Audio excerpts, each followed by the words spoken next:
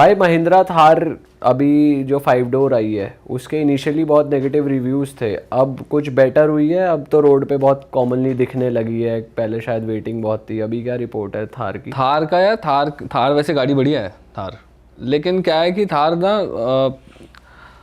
जो लोग ले रहे हैं, कुछ लोग जो उनमें से हैं वो उसका थोड़ा सा गलत यूज़ कर रहे हैं। थार का एक फ़ीचर देखो, थार एक प्रॉपर ऑफ रोड कार है, ठीक है। थार में आता है, थार में ऐसे बम्पर्स दिए गए हैं कि भाई उनमें लगे ऑफ रोड करते टाइम तो वो निकल के गिर ना जाए, ठीक है। और उसकी हाइट भी ज़्यादा है, उसके क्या नाम है, बेंड ओवर एंगल ज़्यादा है ना। तो गाड़ी को इस तरीके से बनाया गया है कि किसी पत्थर वत्थर पे चढ़ते टाइम उसमें गाड़ी में चोट ना लगे ज़्यादा। तो उसमें जो आगे का बम्पर आता है ना, गाड़ी का जो बम्पर आता है वो आपने देखा होगा कि वो लाइट्स से प्रोट्रूड करता है आगे की तरफ, ठीक है।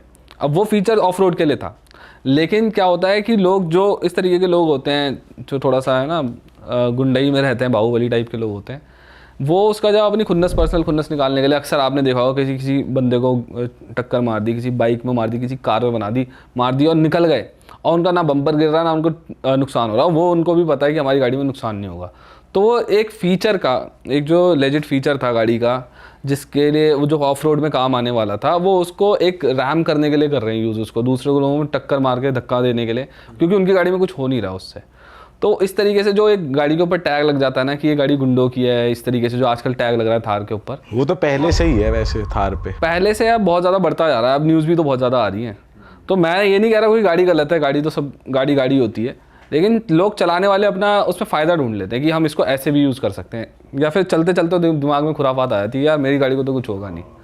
तो एक चीज़ है जिसकी वजह से गाड़ी का नाम ख़राब हो रहा है, लेकिन ऑब्वियसली लोग हैं तो वो बात नहीं है, लेकिन इमोशंस की बात होती है गाड़ी को लेके। और वो गाड़ी ना एक ऐसे लगती है टेस्ला, मतलब अगर आप लुक्स के मामले में बात करोगे तो वो एक कार वाला फील नहीं देती है। वो जो हम देखते आए ना हमेशा से, कार्स होते हैं गाड़ी के अंदर, डिज़ाइन में बहुत ज़्यादा दिमाग लगाया जाता है। और अगर इंटीरियर्स की बात करूँ मैं, इंटीरियर्स में अर्गोनॉमिकल मेरे हिसाब से डिज़ास्टर है वो गाड़ी। उसमें बीच में एक स्क्रीन दे रखी है गाड़ी के, और हर चीज़ आपको, चाहे मिरर का तो मेरे को पता नहीं है, लेकिन कई गाड़ियाँ ऐसी भी जिसमें मिरर भी आपको उसमें से ही स्क्रीन से ही करने पड़ते हैं, है ना। एसी के वेंट भी उसी से कंट्रोल करो। तो आप सोचो, उन्होंने ना एक ऑटोनोमस फीचर दिया हुआ है, अब उन्होंने ऑटोनोमस फीचर दे दिया ना, अब आप इसमें दिमाग लगाते रहो, गाड़ी मत चलाओ, क्योंकि वो चला लेगी अपने आप गाड़ी। मतलब लॉजिक ये दे दिया है। मैं तो एक बात बोल रहा हूँ इस तरीके की। तो उन्होंने जो मॉडल लॉन्च किया, एक ही मॉडल लॉन्च किया अभी फिलहाल, एक ही है। अच्छा, क्या नाम है उसका? वो मॉडल वाई है। अच्छा। तो भाई जैसे अभी हम टेस्ला देख रहे हैं, चाइनीज़ कार्स की भी बहुत बड़ी मार्केट है, जो कि कहते हैं कि इंडिया में, वैसे तो इंडिया आने नहीं देता सबको, लेकिन BYD जैसे इंडिया में आ चुका है, MG आ चुका है। तो चाइनीज़ कार्स को अगर कंपेयर किया जाए इंडियन कार्स से, तो क्या चाइनीज़ कार ज़्यादा बेटर है क्वालिटी वाइज? क्योंकि चाइनीज़ माल को एक टाइम पे वो भी समझा जाता था ना कि यार काम चला हुई है।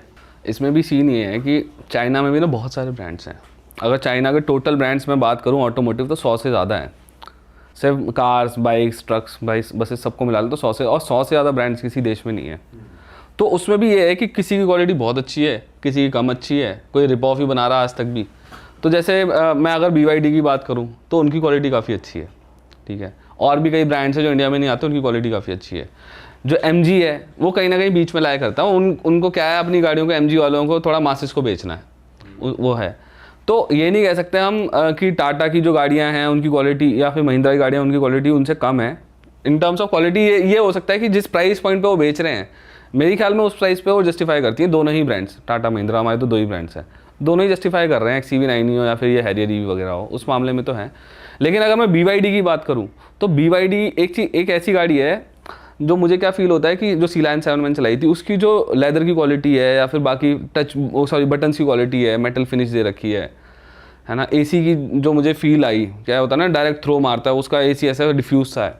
तो वो ऐसा लगता है कि आप 50 लाख की गाड़ी में भी नहीं बैठो, ऐसा लगता है आप 1.25 करोड़ की गाड़ी में बैठो कम से कम। अच्छा। मैंने M340i या फिर बाकी मर्सिडीज या इसके बीच में अगर कंपेयर करके देखूँ तो मेरे को बहुत ऐसा लगा नहीं कि मैं कोई एक चाइना की गाड़ी में बैठा हूँ, ऐसा लगता है कि जर्मन कार में बैठे हो आप।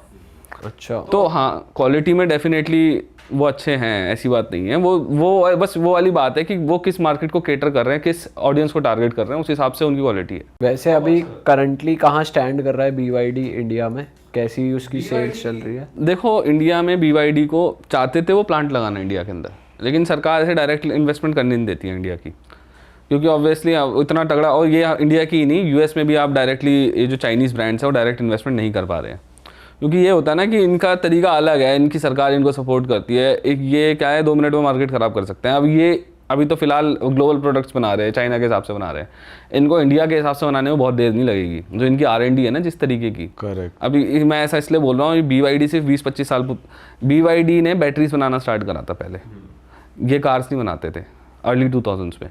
2005-6 के बाद इन्होंने गाड़ी बनाना स्टार्ट करा। फिर कुछ क्या नाम है लोगों ने, अमेरिकन ने भी, बिजनेसमैन ने कुछ इसके अंदर इन्वेस्टमेंट भी करी थी, ठीक है। उन्होंने देखा कि भैया ये कर रहे हैं, इनका जो पेस रहा है ना R&D का, वो इतना तगड़ा रहा है कि इनके लिए कोई बड़ी बात नहीं है। आज अगर इनको मार्केट एक्सेस मिल जाता है इंडिया की मार्केट में, या और 6 महीने के अंदर तुम्हारी इंडिया स्पेसिफिक गाड़ी ला खड़ी कर देंगे यहाँ पे, जो कई ब्रांड को 2-3 साल लग जाते हैं, 4 साल लग जाते हैं। हाँ। इनकी वो बहुत ज़्यादा तेज़ है R&D। इसीलिए इंडिया के अंदर ना, या फिर किसी भी जो थोड़ा सा डर रहा है देश, या जिसकी खुद की मार्केट अच्छी है मैन्युफैक्चरिंग की, वो डायरेक्ट इन्वेस्टमेंट करने नहीं दे रहा है चाइना को फिलहाल में। उससे क्या हो रहा है, बहुत लिमिटेड फुटप्रिंट है BYD का इंडिया के अंदर। भाई अगर आप एक कंपैरिजन बता सकते हो BYD और टेस्ला में, कौन सी ज़्यादा बेटर है? पर्सनली मेरे को टेस्ला जो इंडिया में आई है और जो BYD मैंने चलाई है C-Line 7, वो सेम ही कैटेगरी की गाड़ी है। अच्छा। लेकिन BYD C-Line 7 मुझे उससे काफ़ी बेटर लगती है। किस वे में? हर वे में अच्छी लगती है मेरे को तो, क्योंकि स्पीड भी ज़्यादा है, पावर भी ज़्यादा, 544 हॉर्स पावर बनाती है। 55 लाख में मिल जाती है ये गाड़ी C-Line 7, ठीक है। 544 के आसपास, सॉरी अगर मेरा नंबर इधर उधर हो रहा होगा, इतनी 500 के तो ऊपर ही हॉर्स पावर है इसमें, ठीक है। उससे ज़्यादा है यानी कि टेस्ला से काफ़ी। और लुक्स के मामले में मुझे पर्सनली बहुत अच्छी लगी, क्योंकि जब मैं इसको चला रहा था, ठीक है, जहाँ मैं चला रहा था अच्छी गाड़ी सोसाइटी है, और वहाँ पर भी बंदे इसको मुड़ मुड़ के देख रहे थे कौन सी गाड़ी है, काफ़ी अच्छी लगती है, क्योंकि इसकी जो प्रेजेंस है ना, इसको कूपे SUV वाला डिज़ाइन दिया है। और कूपे SUV जो पोर्शा लेकर आई थी, ऑब्वियसली सस्ती तो है नहीं, 2-2.5 करोड़, 3 करोड़, 1.5 करोड़ से कम भी स्टार्ट हो रही होंगी उनकी मकान भी, अगर मैं बोलूँ तो तो उसका जो डिज़ाइन है ना कहीं ऐसा रिजेंबल करता है कि ये स्पोर्ट कूपे SUV है, और स्पोर्ट कूपे SUV कोई भी ब्रांड ज़्यादा कम पैसों में अभी दे नहीं दे रहा है इंडिया के अंदर। बट मेरे ख्याल से उन्होंने वो चीज़ बेकार करी, स्टेयरिंग के पीछे जो छोटी सी स्क्रीन दे रखी है उन्होंने। C-Line में नहीं है ऐसा, वो बड़ी है, थोड़ी बड़ी है। अच्छा। वो कोई और गाड़ी होगी, मेरे को पता नहीं, ऑटो वगैरह होगी, मैंने ध्यान से देखा नहीं उनको। हाँ, वो और होगी। लेकिन टेस्ला ने बेकार चीज़ क्या करी, उन्होंने एक टैबलेट दे दिया बीच में, हर चीज़ उसमें से एक्सेस करो, हर पूरा का पूरा वाइट इंटीरियर दे रखा है। मतलब एक जो ह्यूमन फील होती है, ह्यूमन टच होता है ना, लेदर है ना, वुड है ना, मेटल के कुछ वो करा है। तो उन्होंने बोला है कि हम बहुत सिंपलिस्टिक रख के आपको गाड़ी दे रहे हैं। लेकिन फिर अगर आप कोई अगर PR करता है इस तरीके से कि सिंपलिस्टिक है, उस तरीके से बोलने की कोशिश करता है कि ये बढ़िया बहुत सिंपलिस्टिक है, बहुत मिनिमलिस्टिक है। मिनिमलिस्टिक एक वर्ड चल गया आजकल हर चीज़ में, मिनिमलिज्म, ग्रे कलर पहन के घूमते रहते लोग। अरे वाह, आपने ये वीडियो यहाँ तक देख ली भाई, तुमने हमारी मेहनत सफल कर दिया, तुम ही लोग हो असली रियल हिट। और अगर आपको बहुत मज़ा आ रहा है ऐसी क्लिप्स में, ऐसी वीडियोस में, तो फटाफट जाइए प्लेलिस्ट पे बिंज वॉच कीजिए और सारी वीडियोस देख डालो और मौज काटो। That is it. हम मिलेंगे नए पॉडकास्ट में, नए क्लिप में। Till then bye bye, see you, take care, do subscribe.